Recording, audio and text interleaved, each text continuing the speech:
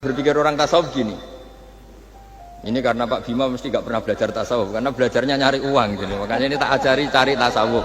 Tadi sudah tak gojlok, harus ngapalkan Quran katanya. Kalau cara berpikir tasawuf itu gini, surga dan neraka itu muajjalah, itu nanti. Kamu nyembah Allah ingin masuk surga, takut menghindari maksiat atau takut sehingga tidak maksiat karena takut neraka. Dan surga itu simbol ridhonya, neraka simbol bencinya, sukhtunya Allah. Terus kata orang-orang tasawuf cara berpikir, Allah itu sudah ada sekarang, mulai dulu sampai sekarang Allah sudah ada. Kalau Allah sudah ada berarti Allah sekarang ya bisa berstatus ridho ke kamu atau berstatus benci ke kamu. Kenapa takutnya nanti? Wong Allahnya sekarang kok takutnya?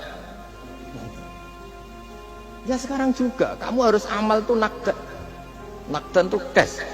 Allahnya ada sekarang, ya ibadahnya harus ada sekarang. Makanya kata orang-orang tasawuf, andaikan Allah tidak bikin surga atau neraka, ya saya tetap nyembah karena surga itu simbol ridhonya. Bahwa surga itu nyata ada, ya nyata ada. Dengan segala fasilitasnya itu nyata ada. Tapi bahwa surga itu tetap kamu masuk surga karena cari ridhonya Allah. Kalau Allahnya sudah ada, berarti ridhonya sekarang sudah ada. Harus kamu cari sekarang, jangan nanti. Sehingga kadang-kadang orang yang ingin masuk surga itu ya kelasnya kelas amatir. Masyhur itu. Ada seorang wali masuk surga, ketemu Allah, ditanya. Karena wali ini biasa mensyafaati murid-muridnya. Ya Allah, kenapa murid-murid saya tidak kelihatan sowan jenengan? Murid-murid kamu ingin masuk surga karena ingin makan enak, punya bidadari cantik-cantik itu di sana, tapi mereka lupa saya. Jadi akhirnya di surga tapi gak ketemu Tuhan, karena inginnya ya sudah trauma punya istri jelek, cerewet. Banyak loh orang yang masuk surga itu yang agak kacau. Enak sudah surga, nanti di sana gak usah sholat, gak usah puasa. Jadi sholat yang sekarang udah gak problem. Jadi banyak itu orang-orang Islam yang Islamnya mungkin imannya amatiran. Wah enak masuk surga, nggak ada subuh lagi, nggak ada puasa lagi, bebas. Oh, itu kan kurang ajar betul. Jadi ibadah itu dianggap problem. Bandingkan di cerita dunia wali itu ada wali bertanya gini, ya Allah apa di surga itu ada sholat? Ditanya sama Allah, kenapa kamu tanya gitu? Kalau tidak ada sholat mendingan saya tidak di surga. Dia tidak bisa membayangkan ada kenikmatan di atas sholat. Nah kalau jinan kan nggak bisa membayangkan kalau di surga masih disuruh sholat. Sampai sekarang aja kita tahu berhentinya sholat itu kapan. Kalau sampean tanya gitu, kalau ingin berhenti sholat nggak wajib, majnun. Jadi orang gila langsung nggak wajib. Jadi artinya harus dilatih ilmu-ilmu tasawuf seperti ini supaya hidup itu nyaman. Hidup itu nyaman. Dulu Pak Imam ini ada Pak PJ Rembang. Itu dulu ada seorang raja didatangi ulama. Gimana cara saya tidak nikmati jadi seorang raja? Ulama itu nasihatinya gampang. Dia omongin gini Pak Aryo. Pak Raja, kalau kamu di Sahara, di padang Sahara, kemudian Anda kehausan. Kalau tidak minum satu gelas air Anda mati. Apakah?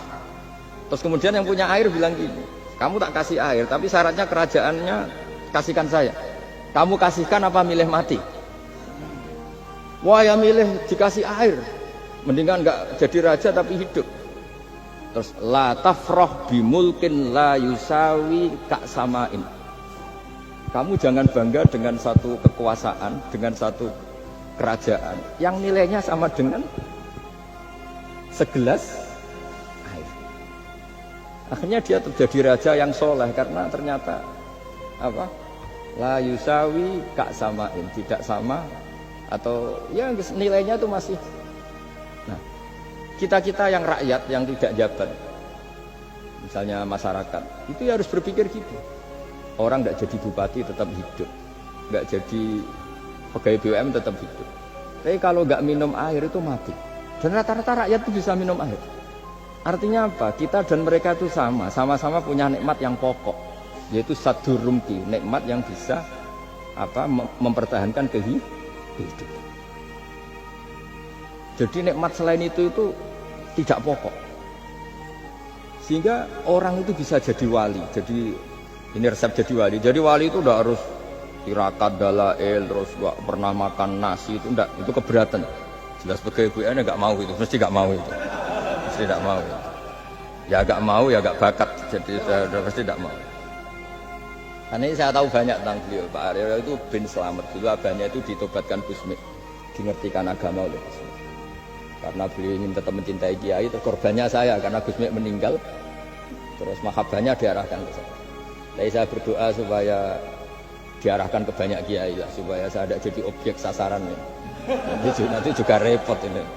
Saya itu sering disewani orang dari Kalimantan, Sulawesi, saya ingin idolakan jenengan, saya ingin dekat dengan jangan.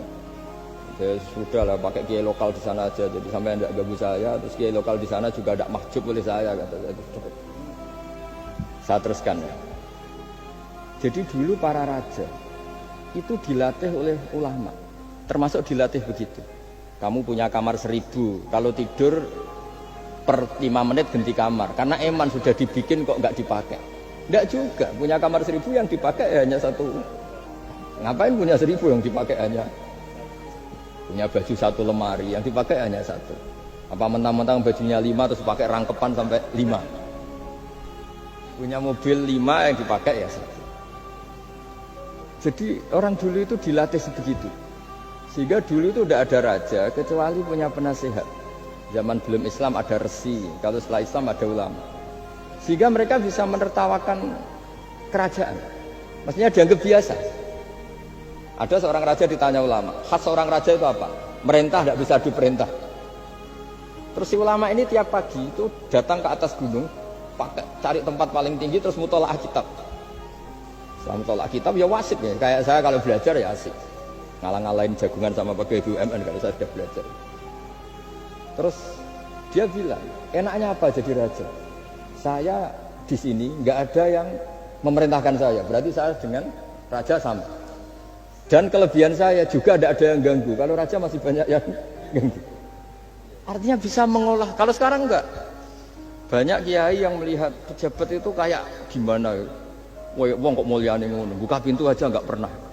Mulyane kayak gitu. Yang jenis ini dia rugi, sudah iri, nggak punya kenikmatan sendiri. Ulama dulu itu bisa mengelola kenikmatannya sendiri dengan cara seperti itu. Makanya masyhur Sayyidina Ali itu kalau malam itu diantara sebab beliau tambah dekat sama Allah. Itu diantara wiridannya itu bukan kayak wiridan kita itu enggak. Wiridannya begini. Ya Allah, kafani izzan antakuna li robban wa kafani fakhran an akuna laka abdan. Saya sebagai manusia ini sudah sempurna, punya Tuhan engkau, Tuhan yang maha dahsyat, maha top. Kayak apa nyesalnya saya kalau punya Tuhan yang hanya sebuah batu, hanya pahatan batu, atau Tuhan yang mati, atau Tuhan yang kelaparan. Wa kafani fakhran an akuna laka abdan. Dan saya ini bangga karena jadi hamba-Mu. Jadi orang dulu itu nyembah Allah itu tidak harus dengan kalimat subhanallah akbar, tapi punya kesimpulan yang menjadikan mereka ini nyaman dengan Allah. Abu Yazid Al-Bustami itu diangkat jadi wali setinggi-tingginya itu diantaranya itu. Kalau wiridan bilang gini, ya Allah kenapa engkau ngasih makan saya, ini aneh. Kenapa engkau ngasih minum saya itu aneh. Di mana-mana orang memberi itu ada kepentingannya. Misalnya majikan, bayari karyawan karena ada kepentingannya. Malah kalau di fikih itu agak absurd. Fikih itu hubungan suami istri itu agak kacau kalau dalam fikih. Lelaki itu tidak wajib nafkah istrinya kalau tidak ngasih. Jadi kayak agak-agak transaksi.